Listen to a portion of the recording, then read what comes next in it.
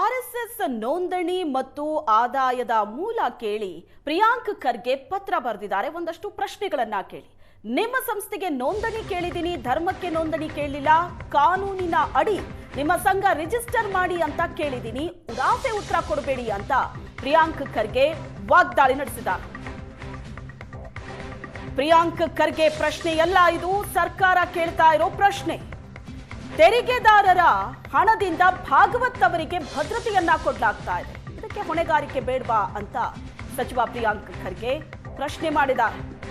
ನೀವು ಬಿಜೆಪಿಯ ಆಳು ಮಕ್ಕಳನ್ನ ಮಾತಾಡೋದಕ್ಕೆ ಬಿಡಬೇಡಿ, ರಾಜಕೀಯ ಸಂಘಟನೆ ಅಲ್ಲ ಅಂತೀರಿ, ಬಿಜೆಪಿ ಅಧ್ಯಕ್ಷರ ಆಯ್ಕೆ ಮಾಡ್ತೀರಿ, ನೀವು ದಾಖಲೆ ಕೊಡಿ ಅಷ್ಟೇ ಅಂತ ಆರ್ಎಸ್ಎಸ್ಗೆ ಪ್ರಿಯಾಂಕ್ ಖರ್ಗೆ ಪ್ರಶ್ನೆ ಮಾಡಿದ್ದಾರೆ.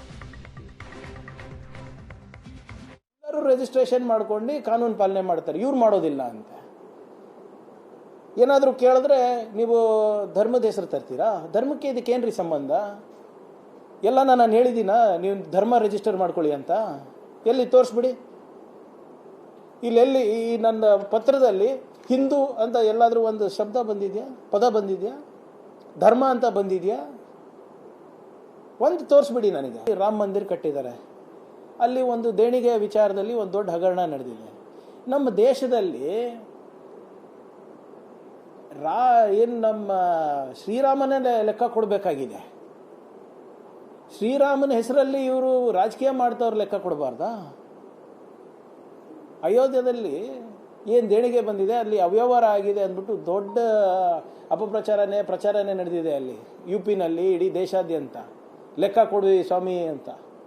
ಈಗ ರಾಮನ ಹೆಸರಲ್ಲಿ ಇವರೆಲ್ಲ ಪಥಸಂಚಲನ ಮಾಡೋರು, ರಾಮನ ಹೆಸರಲ್ಲಿ ಇವರು ರಾಜಕೀಯ ಮಾಡೋರು, ಸಂಘಟನೆ ಕಟ್ತಾ ಇರೋರು, ಇವ್ರದ್ದು ಅಕೌಂಟಬಿಲಿಟಿ ಇಲ್ವಾ? Why is mister Mohan Bhagwat given advance security license security detailing? ಯಾರಿಗೆ ಕೊಡ್ತಾರೆ ಗೊತ್ತಾ advance security license? The home minister of India, the minister of external affairs of India. ಯಾವುದಾದ್ರು RSS ದುಡ್ಡು ಕಟ್ತಾ ಇದೆಯಾ? ಟ್ಯಾಕ್ಸ್ ಪೇಯರ್ಸ್ ಮನಿ ಅಲ್ವಾ? ನಿಮ್ಮ ದುಡ್ಡಿಂದ ಅಲ್ವಾ ಇವತ್ತು ಆಗ್ತಾ ಇರೋದು? ಜನರ ತೆರಿಗೆಯಿಂದ ಇವತ್ತು ಮೋಹನ್ ಭಾಗವತ್ ಅವರಿಗೆ ಸೆಕ್ಯೂರಿಟಿ ಕೊಡ್ತಾ ಇದ್ರೆ ಅದ್ರದ್ದು ಅಕೌಂಟಬಿಲಿಟಿ ಆ ವ್ಯಕ್ತಿಗೆ, ಆ ಸಂಘಟನೆಗೆ ಇರಬೇಕಾ ಇರಬಾರ್ದಾ ತೀರ್ಮಾನ ನಾನು ನಿಮ್ಗೆ ಬಿಡ್ತೀನಿ. ದಾಖಲೆ ಕೊಟ್ಬಿಡಿ ಅಪ್ಪ, ಬಾಯಿ ಆಟೋಮ್ಯಾಟಿಕ್ ಆಗಿ ಮುಚ್ಚೋಗ್ತದೆ. ನೀವು ದಾಖಲೆಗಳು ಕೊಡಲ್ಲ, ಸುಮ್ಮನೆ ಬಂದು ಉಡಾಫಿಯಾಗಿ ಮಾತಾಡಿದ್ರೆ ಅದೆಲ್ಲನೂ ನಾವು ಸ್ವೀಕಾರ ಮಾಡೋಕ್ಕಾಗ್ತದೇನ್ರಿ? ನ್ಯಾಷನಲ್ ಪ್ರೆಸಿಡೆಂಟ್ ಯಾರಾಗಬೇಕು ಅಂದ್ಬಿಟ್ಟು ನಿಮ್ಮ ಒಪಿನಿಯನ್ ಇದೆ, BJP ಅವ್ರ ಜೊತೆ ಕೂತ್ಕೊಂಡು ನೀವು ದಿನ ಚಾಯ್ ಪೇ ಚರ್ಚೆ ಮಾಡ್ತೀರಾ, ನಾವು ಪೊಲಿಟಿಕಲ್ ಅಲ್ಲ ಅಂತೀರಾ? ಯಾರಿಗ್ರಿ ನೀವು ಹೇಳ್ತಾ ಇರೋದು, ಮೋಸ ಮಾಡ್ತಾ ಇರೋದು ನೀವು? ಆದ್ರಿಂದ ಭಾಳ ಸರಳವಾದಂಥ ಪ್ರಶ್ನೆಗಳು ಕೇಳಿದ್ದೀನಿ, ಅದಕ್ಕೆ ಉತ್ತರ ಇವತ್ತಿಲ್ಲ ನಾಳೆ ಕೊಡ್ತಾರಂತ ಭಾವಿಸ್ತಾ ಇದ್ದೀನಿ.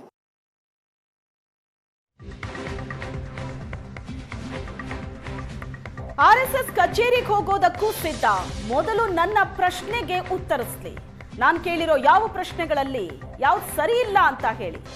ಭಾಗವತ್ ಮಾತಾಡಿರೋದು ಹಳೆಯ ಹೇಳಿಕೆ ಅಂತ ಪ್ರಿಯಾಂಕ್ ಖರ್ಗೆ ಹೇಳಿದ್ದಾರೆ.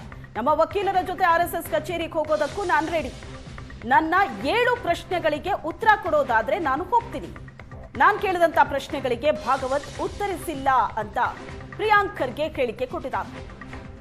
ಒಂದಷ್ಟು ಪ್ರಶ್ನೆಗಳನ್ನ ಕೇಳಿದ್ದಾರೆ, ಆ ಪ್ರಶ್ನೆಗಳಿಗೆ ಉತ್ತರ ಕೊಟ್ರೆ ಆರ್ಎಸ್ಎಸ್ ಕಚೇರಿಗೆ ಹೋಗೋದಕ್ಕೆ ನಾನು ರೆಡಿ ಅಂತ ಹೇಳಿದ್ದಾರೆ ಪ್ರಿಯಾಂಕ್ ಖರ್ಗೆ. ಉತ್ತರ ಕೊಟ್ಬಿಟ್ಟಿದ್ದಾರೆ ಅಂತ ಅವರು ಅದ್ಯಾವುದೋ ತಿಸೂರಿನಲ್ಲಿ ಹಿಂದಿನ ಏನು ನಾವು ಚಿತ್ತಾಪುರ್ನಲ್ಲಿ ಮಾರ್ಚ್ ಮಾಡ್ಲಿಕ್ಕೆ ಬಿಟ್ಟಿರಲಿಲ್ಲ, ಆ ಸಂದರ್ಭದಲ್ಲಿ ಆಡಿದಂಥ ಮಾತುಗಳಿಗೆ ಅವರು ಪ್ರತಿಕ್ರಿಯೆ ಕೊಟ್ಟಿದ್ದು. ಅದು ಕೊಟ್ಟಿದ್ದು ಜೂನ್ 13.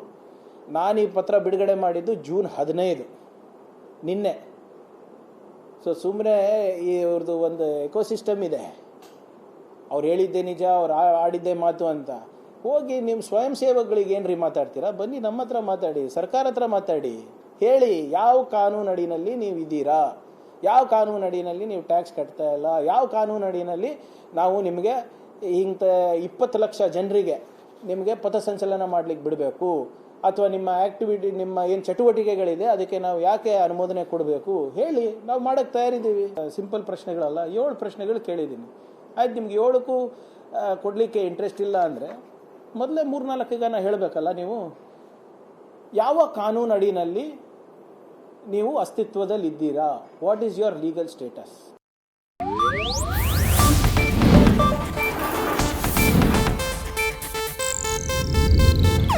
ಇದು ಏಷ್ಯಾನೆಟ್ ನ್ಯೂಸ್ ನೆಟ್ವರ್ಕ್ ಪ್ರಸ್ತುತಿ.